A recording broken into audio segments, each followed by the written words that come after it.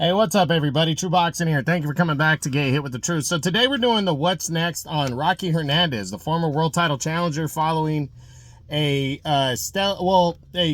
technical decision victory in which a cut was suffered. When he fought, God, I forget the guy's name. He fought earlier in the month though, and it was a competitive fight. The other guy was coming back, but he was able to weather the storm and get another victory. It wasn't, the most clean cut, the best victory, but he got the technical decision and stayed, hot on the trail of potentially getting back in the mix for a world title.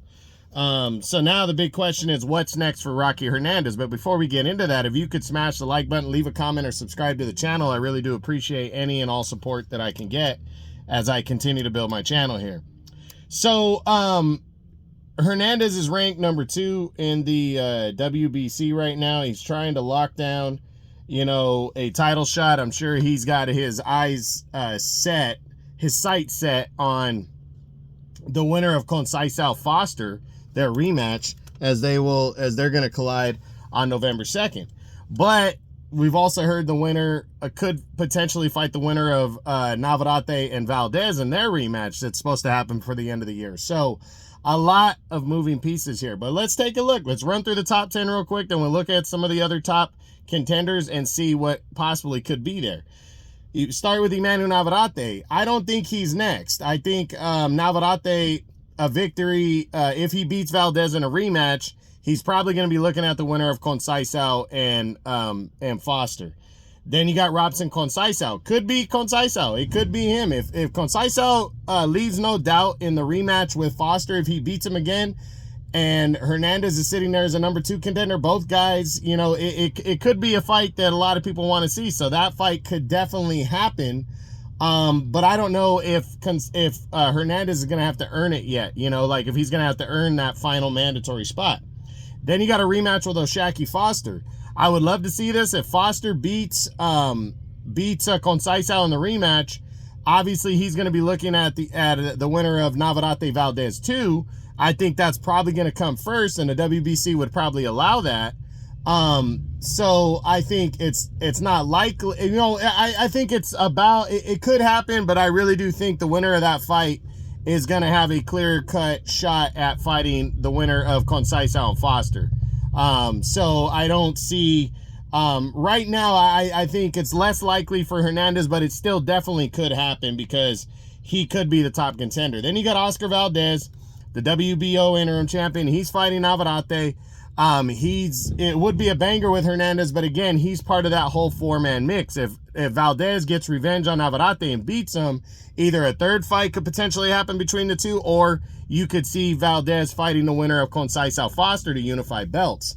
So that would leave Rocky Hernandez, out for next anyways. Then you got Anthony Cacace.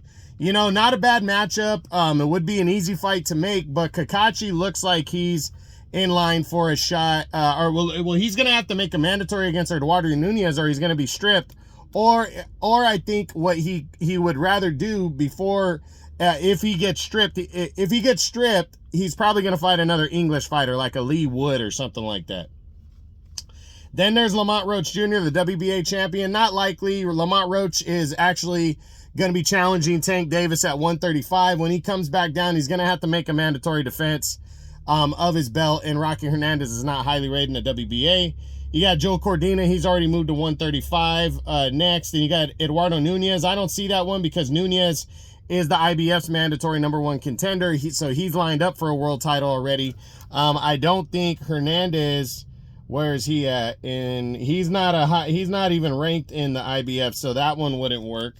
Then you got Andres Cortez, WBO's number 2 contender. He's ranked number 9 in the WBC. I mean, I guess it's conceivable, but I think Cortez also fights for top rank. So I don't see that one. Hector Luis Garcia, another one I'm not seeing. He hasn't fought since the loss last year, and he's to Lamont Roach, and he's also a PBC guy. Shavkat Rakhimov.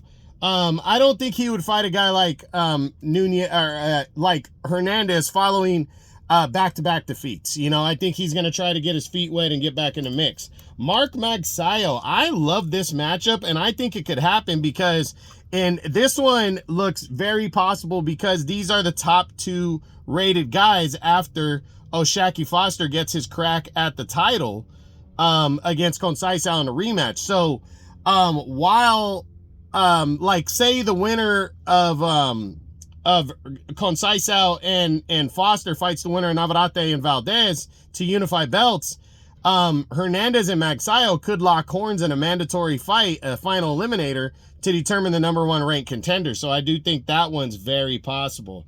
Other guys, Edward Vasquez would be a good one, and I think a makeable fight. Zelfa Barrett would be entertaining and a makeable fight. You know, other guys in highly ranked in the WBC, I mean, Masanori Rikishi, you got Muhammad Yakubov and Lee Wood. Those are all makeable fights. Ray Ford. It just depends on what he wants to do, but I think Rocky is knocking on the door for a title shot, so he shouldn't blow that. I think he should wait around to see what happens with Foster and Conceição, see what their plans are, see if the WBC is going to order a fight with him since he would be the highest rated challenger, or push for the showdown with Magsayo. I really think a showdown with Magsayo would be great, but after 2 solid wins this year, he needs to push for something bigger, a final eliminator, or take on one of the other guys that has a name that he could make a fight with. And there's plenty of options. Like I said, Edward Vasquez, guys like that, there's plenty of options since he's a DAZN guy and working with Eddie Hearn in Matchroom. There's plenty of options for Rocky Hernandez, and he needs to cash in on one of them if he doesn't get an eliminator. But I love the Magsayo fight.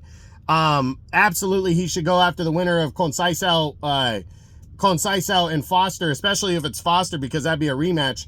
But if not, the Magsayo final eliminator, and if not that, go after something else, some kind of an eliminator, but fight a top tier, top 10, top 15 guy that you can make a fight easily with on DAZN. So that's it. That's what I got. That's my what's next on Rocky Hernandez, the former world title challenger, following a successful fight earlier in September on a DAZN card. I hope you enjoyed the video. If you did, smash the like button, leave a comment, or subscribe to the channel.